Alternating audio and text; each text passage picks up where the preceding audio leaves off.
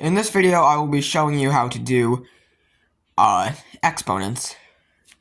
So, I was unable to do this over the weekend for various reasons, but, well, now I suppose I'm doing it.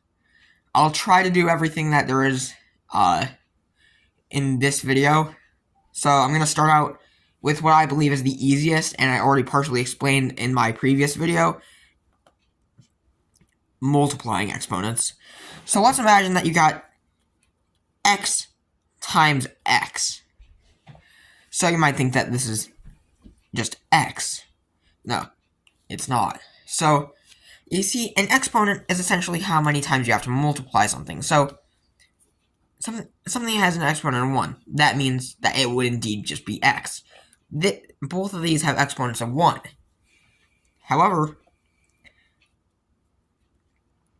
imagine that you're adding these two together.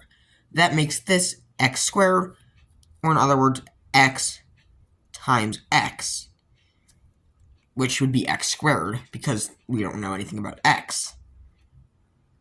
We will in another video, though. Foreshadowing.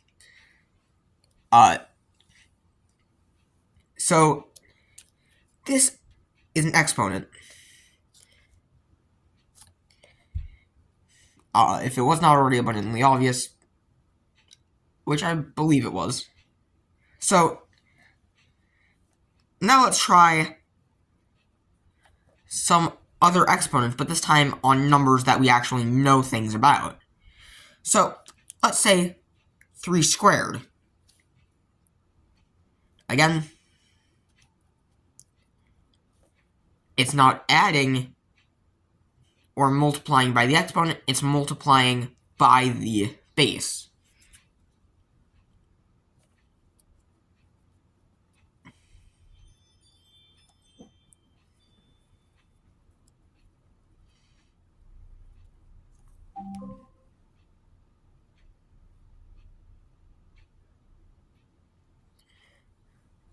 Excuse that, that was just a noise that was, occurring, since I do not record in a, soundproofed room, I just record in my kitchen. So anyway, back to the, math. So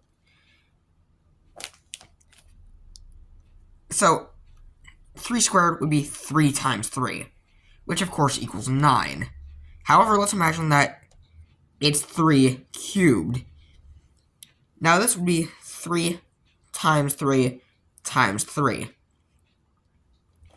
Thus meaning 9 times 3, which would then, of course, be 27. You pretty much just have to do the same thing for any large exponent. So I'm just going to show an example using x. So let's say x to the 10th. So that would just be x times x times x times x times x times x times x times x times x times x. Or in other words, multiplying x by itself 10 times.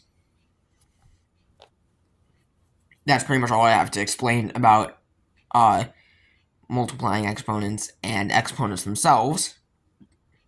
However, I'm going to go a bit more in depth about multiplying the exponents. So let's say that we have an equation that looks something like this. X to the 6th times x to the 4th y to the 3rd. Now you may be confused as to how we're going to do this. You will not be once I explain it. So, for these x, we just do what we did last time, which of course is adding them. So, x to the 10th, and then we just move the y over. So, x to the 10th, y to the 3rd. That's pretty much all there is to explain about multiplying exponents. Now let's try adding them, which again, I partially went over in my last video. But just to avoid any confusion, I'm doing it again in this video.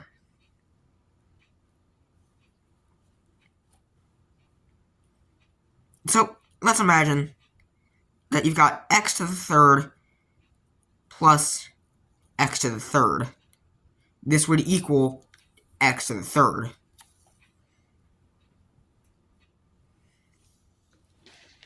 Yeah, that's pretty much all I have to explain about adding them. Just, if they have the same exponent, you can add them. Just remember that, okay?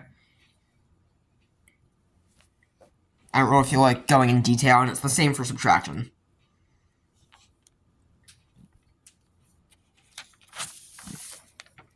Now we're going into division.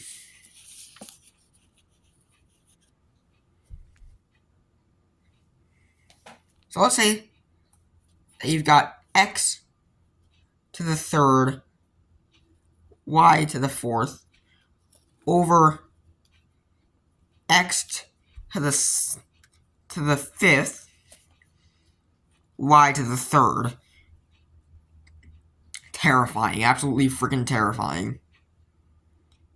No, you're incorrect. It's not terrifying. At least in my opinion, it's not. It's entirely up to you to be terrified of what you want to be terrified of. So, this would be a subtraction, kind of similar to how, for multiplication, it was addition. So, 4 minus 3 equals 1, so y to the first, or just y. However, it gets more complicated here. So, that would be x to the negative second.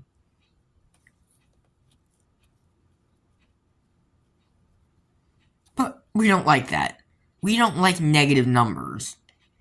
For some reason. I personally like them, but apparently you're not supposed to like them.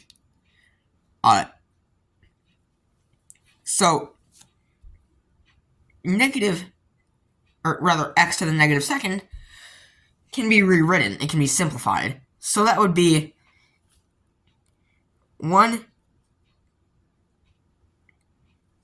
over x to the second. Because, that's just what that would equal normally.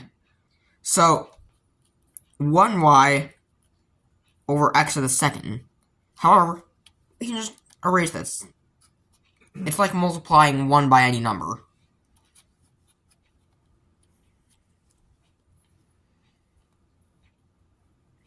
And then you pretty much just do that for any negative exponent. And that's pretty much all there is for this video. But to stretch this video out to exactly 8 minutes, I'm going to do that. So, farewell, may you have a good day, and goodbye.